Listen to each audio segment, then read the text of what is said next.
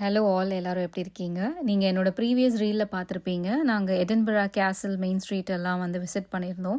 அப்போது அந்த இடம்லாம் சுற்றி முடிச்சுட்டு ரொம்ப பசியாக இருந்தது. நல்ல நம்ம ஊர் சாப்பாடு சாப்பிட்ணுன்ற ஒரு கிரேவிங்ஸ் இருந்துச்சு.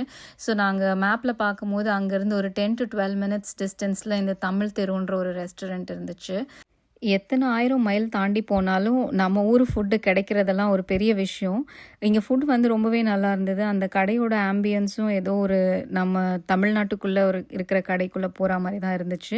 பேக்ரவுண்டில் தமிழ் சாங்ஸ்லாமும் ப்ளே ஆகிட்டு இருந்தது. கொஞ்ச நேரத்துக்கு நாங்கள் வந்து யூகே ஸ்காட்லாண்டில் இருக்கோன்றதே மறந்துட்டோம். பேக்ரவுண்டில் தாய் கிழவி சாங் ஓடுது, கேட்குதா? தாய் கிழவி அவங்களுக்கு கேட்காது, கேட்கும். சரி கேட்கும். ஆஸ் யூஷுவல் எப்பயும் ஆர்டர் பண்ணுற மாதிரி சிக்கன் லாலிபாப், மட்டன் கறி, பரோட்டா இந்த மாதிரி ரெகுலர் டிஷ்ஷஸ் தான் நாங்கள் ஆர்டர் பண்ணியிருந்தோம்.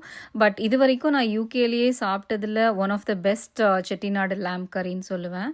ரொம்பவே நல்லா இருந்தது. நீங்கள் இந்த கடைக்கு போனீங்கன்னா கண்டிப்பாக ட்ரை பண்ணி பாருங்கள். எப்படி இருக்குன்னு கமெண்ட்ஸில் சொல்லுங்கள். இந்த ப்ரைஸுக்கு ஏற்ற குவான்டிட்டியான்னு கேட்டால் நான் வந்து குவான்டிட்டி போர்ஷன் ரொம்ப கம்மியாக தான் இருந்ததுன்னு சொல்லுவேன். But if you are someone who is looking for a quality food டெஃபினட்டாக இந்த கடை நீங்கள் விசிட் பண்ணலாம். ஏன்னா போர்ஷன் கம்மியாக தான் இருந்தது. இதுதான் அந்த செட்டிநாடு லேம்ப் கறி. பட் எனக்கு ரொம்பவே பிடிச்சிருந்தது அந்த டேஸ்ட்டு. அந்த குவாலிட்டிக்கு அந்த ப்ரைஸ் கண்டிப்பாக கொடுக்கலாம். ஸோ உங்களுக்கும் அந்த மாதிரி ஆத்தென்டிக் சவுத் இண்டியன் ஃப்ளேவர்ஸில் எடின்பரா போகும்போது சாப்பிட்ணுன்னு தோணுச்சுன்னா இந்த கடைக்கு கண்டிப்பாக போய் விசிட் பண்ணுங்கள். நான் டெஃபினட்டாக ரெக்கமெண்ட் பண்ணுவேன்.